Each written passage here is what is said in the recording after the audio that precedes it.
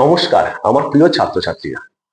সংখ্যা গঠন বা নাম্বার ফরমেশন এই বিষয়টা যেমন গুরুত্বপূর্ণ ঠিক তেমনি এখান থেকে কিন্তু জওহর নবোদয় বিদ্যালয় প্রবেশিকা পরীক্ষা থেকে শুরু করে ম্যাথ অলিম্পিয়াড পরীক্ষা বিভিন্ন ধরনের তোমরা যে বৃত্তিমূলক পরীক্ষাগুলো দাও সেখানে এই সংখ্যা গঠন বা নাম্বার ফরমেশনের উপর প্রশ্ন কিন্তু এসেই থাকে। আর এই সংখ্যা গঠনটা আমরা স্টেপ বাই স্টেপ খুবই সহজ সরল ভাবে বিস্তারিত শিখব কি করে বিভিন্ন ধরনের সংখ্যা তৈরি করা যায়।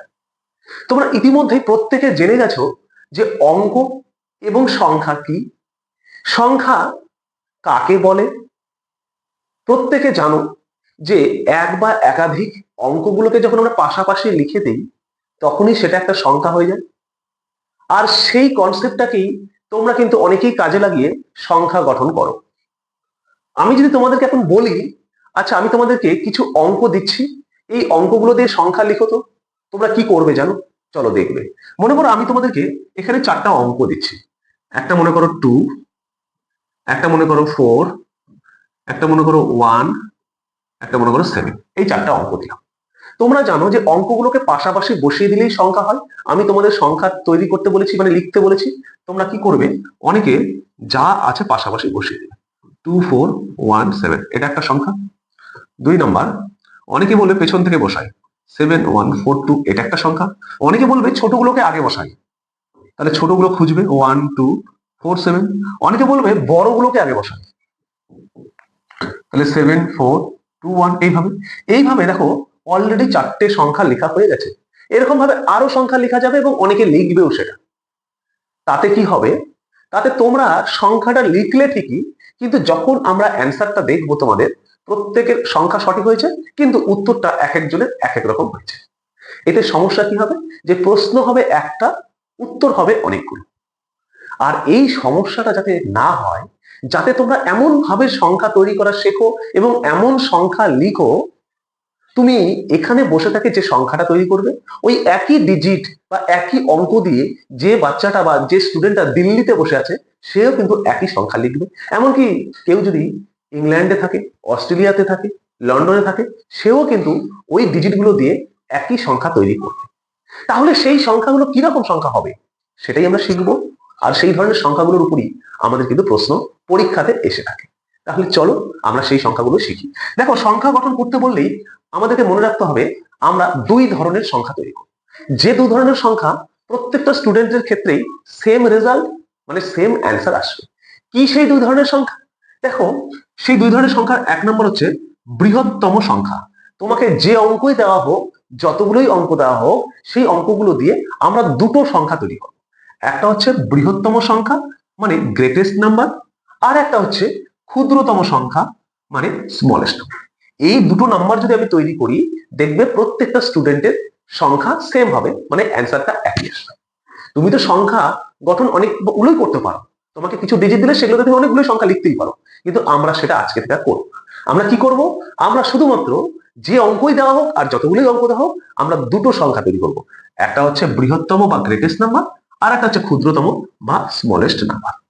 এবার এই যে দুটো সংখ্যা তৈরি করব, এই দুটো সংখ্যা তৈরি করার আবার কিছু ডিফারেন্ট ডিফারেন্ট মেথড বা নিয়ম আছে। কি সেগুলো? আচ্ছা, তুমি সংখ্যা তৈরি করবে, এর জন্য তোমার কি প্রয়োজন হবে? এর জন্য তোমার নির্দিষ্ট কিছু সংখ্যক অঙ্ক বা ডিজিটস এর প্রয়োজন হবে। যে ডিজিটগুলো আমি তোমাকে দেব, সেই ডিজিটের সাহায্যে তুমি কিন্তু এই বৃহত্তম সংখ্যা এবং ক্ষুদ্রতম সংখ্যা তৈরি করতে পারবে। তো এবার তোমাকে একটু জানতে হবে যে সংখ্যাগুলো যে তৈরি করব কি কি ভাবে তৈরি করা যেতে পারে সেটা একটু শিখে নিই। চলো দেখো, সংখ্যা গঠন আমরা তো বুঝে গেলাম যে দুই ধরনের সংখ্যা গঠন করবো, একটা হচ্ছে বৃহত্তম বা গ্রেটেস্ট, একটা হচ্ছে ক্ষুদ্রতম বা স্মলেস্ট।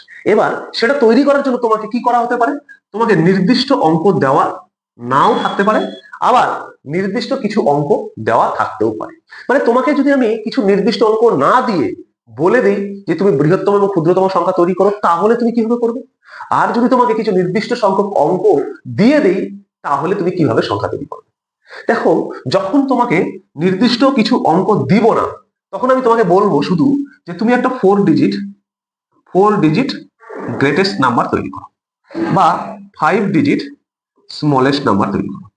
তোমাকে বলে দিয়েছি যে সংখ্যাটা হবে সেখানে 4টা ডিজিট থাকবে, মানে অঙ্ক থাকবে। তোমাকে আমি বলে দিয়েছি যে তুমি ক্ষুদ্রতম সংখ্যাটা তৈরি করবে, সেখানে 5টা অঙ্ক থাকবে, মানে 5 ডিজিট থাকবে, বাট কি কি থাকবে সেটা কিন্তু বলে দিলাম না। তাহলে তুমি কিভাবে সংখ্যা তৈরি করবে? আবার নির্দিষ্ট কিছু অঙ্ক দেওয়া থাকলে সংখ্যা গঠন, মানে নির্দিষ্ট কিছু অঙ্ক মানে তোমাকে স্পেসিফিক কিছু আমি ডিজিট দিয়ে দেবো। যেমন ধরুন আমি দিলাম 2, 4, 1, 6, 5, এই যে অঙ্ক দিলাম, এই অঙ্কগুলো দিয়েই তখন তোমাকে দুটো সংখ্যা তৈরি করতে হবে, একটা বৃহত্তম, একটা ক্ষুদ্রতম, মানে একটা গ্রেটেস্ট, একটা স্মলেস্ট। তাহলে আমরা দুটো পদ্ধতি আমরা শিখবো খুব ভালো করে, খুব সহজ, খুব সরল ভাবে, যাতে তোমরা সারা জীবন খুব সহজে মনে রাখতে পারো এবং পরীক্ষায় এলে সবার আগে তার অ্যান্সার করতে পারো। তো চলো আমরা প্রথমে 1 নম্বরটা আলোচনা করবো, তারপরে 2 নম্বরটা। তো আমরা প্রথমে 1 নম্বরটা আলোচনা করি। এখানে কি বলেছে? নির্দিষ্ট অঙ্ক দেওয়া না থাকলে সংখ্যা গঠন, when specific digits are not given, তুমি কি করে করবে? আমরা ইতিমধ্যে জেনে গেছি আমরা দুটো সংখ্যা তৈরি করব, একটা হচ্ছে বৃহত্তম সংখ্যা, একটা হচ্ছে বৃহত্তম সংখ্যা মানে গ্রেটেস্ট নাম্বার,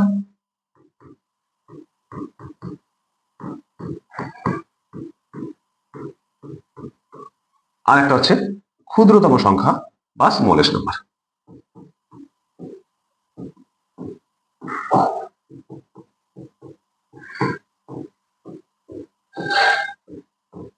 স্মলেস্ট নাম্বার। দেখো, তোমাকে যদি অঙ্ক বা ডিজিট দেওয়া না থাকে কিভাবে করবে, এর জন্য তোমাকে ডিজিট গুলো খুব ভালো করে জেনে নিতে হবে। তোমরা প্রত্যেকে জানো ডিজিট কোনগুলোকে বলা হয়, সেটা একটু দেখো। ডিজিটস কোনগুলো? 0, 1, 2, 3, 4, 5, 6, 7, 8 and 9, এগুলো হচ্ছে ডিজিট। এবার তোমরা এটাও শিখে গেছো যে এই ডিজিট গুলোর মধ্যে সবচেয়ে বড় ডিজিট মানে গ্রেটেস্ট ডিজিট মানে বৃহত্তম অঙ্ক কোনটা? তোমাকে যদি বলি যে বৃহত্তম অঙ্ক মানে গ্রেটেস্ট ডিজিট, গ্রেটেস্ট ডিজিট তুমি বলবে স্যার 9। যদি বলি ক্ষুদ্রতম অঙ্ক মানে স্মলেস্ট ডিজিট, ক্ষুদ্রতম অঙ্ক মানে স্মলেস্ট ডিজিট, তুমি বলবে 0। বাট দেখো, 0কে যদি আমরা একাই বা কোনো সংখ্যার বিফোরে বসাই, সেক্ষেত্রে 0র কোনো ভ্যালু বা মান থাকে না, যার জন্য পুরো সংখ্যার কোনো মানের চেঞ্জ বা পরিবর্তন হয় না। এবং 0কে যদি বসাই সবার প্রথমে, তাহলে কি হয়? ওই সংখ্যাটার মধ্যে একটা ডিজিট সবসময় কমে যায়। যার জন্য আমরা 0কে ক্ষুদ্রতম সংখ্যার ক্ষেত্রে কখনোই বিফোর মানে আগে বসাবো না। আমরা কখন কোথায় বসাবো? 0কে সবসময় দ্বিতীয় স্থানে, দ্বিতীয় স্থানে বসাবো। আর প্রথম স্থানে 0কে বাদ দিলে যেটা সবচেয়ে ছোট সেটাকে বসাবো। তাহলে সেটা কত? সেটা 1। তাহলে 1 and 0। তাহলে আমরা ক্ষুদ্রতম ক্ষেত্রে 1 এবং 0, বৃহত্তম ক্ষেত্রে 9, আমরা এটা বলতে পারি এবং এটা আমরা জানি। এবার চলে আসো, যদি অঙ্ক দেওয়া না থাকে, সবসময় মাথার মধ্যে এখন থেকে সেট করে নাও, যদি কোনো অঙ্ক না দেওয়া থাকে তাহলে নিশ্চয়ই তোমার দেওয়া থাকবে কত অঙ্কের সংখ্যা তৈরি করতে বলেছে। তোমাকে এটা দেওয়া থাকতেই হবে যে কত অঙ্কের, কত অঙ্কের সংখ্যা। দেখো, কত অঙ্কের সংখ্যা মানে তোমাকে বলে দেবে 4 অঙ্কের, 5 অঙ্কের, 6 অঙ্কের, 7 অঙ্কের, 8 অঙ্কের, 9 অঙ্কের, 10 অঙ্কের, যে কোনো অঙ্কের বলে দিতে পারে। তাহলে তোমাকে কি করবে? নির্দিষ্ট কিছু অঙ্ক দেওয়া থাকবে না, কিন্তু তোমার যে সংখ্যাটা করতে বলবে সেটা কত অঙ্কের সেটা বলবে। তাহলে সেক্ষেত্রে আমরা বৃহত্তম সংখ্যা বা গ্রেটেস্ট নাম্বার কিভাবে তৈরি করবো? সবসময় মনে রাখবে, যদি অঙ্ক দেওয়া না থাকে তাহলে বৃহত্তম সংখ্যা তৈরি হবে সবসময় বৃহত্তম অঙ্ক দিয়ে। যদি অঙ্ক বা ডিজিট দেওয়া না থাকে, দেওয়া না থাকে, তবে বৃহত্তম সংখ্যা সবসময় সবসময় বৃহত্তম অঙ্ক দিয়ে তৈরি হবে, বৃহত্তম অঙ্ক দিয়ে, অঙ্ক দিয়ে তৈরি হবে। বোঝা গেছে? কি বুঝলে? যে যখন তুমি দেখবে প্রশ্নে কোনো অঙ্ক দেওয়া নেই, মানে নির্দিষ্ট কোনো ডিজিট দেওয়া নেই, অথচ তোমাকে বলে দিয়েছে 5 ডিজিট বা 6 ডিজিটের একটা সংখ্যা, অবশ্যই বৃহত্তম বা ক্ষুদ্রতম তোমাকে বলে দেবে সেটা কত, তোমাকে বের করতে হবে। যদি দেখো যে বৃহত্তম সংখ্যা তৈরি করতে বলেছে, শুধুমাত্র কত ডিজিটের বা কত অঙ্কের সেটা আছে, অঙ্ক নেই, তখন তুমি সবসময় মনে রাখবে সেই সংখ্যাটা তৈরি হবে সবসময় বৃহত্তম অঙ্ক দিয়ে। তাহলে এবার বলবে স্যার বৃহত্তম অঙ্ক কি? দেখো, বৃহত্তম অঙ্ক সবসময় কি হয়? অঙ্কগুলো বা ডিজিটগুলো পড়েছি, সেখানে জেনেছি যে বৃহত্তম অঙ্ক হচ্ছে 9। তাহলে যত বৃহত্তম সংখ্যা আছে অঙ্ক না থাকলে সবগুলো 9 দিয়েই তৈরি হবে।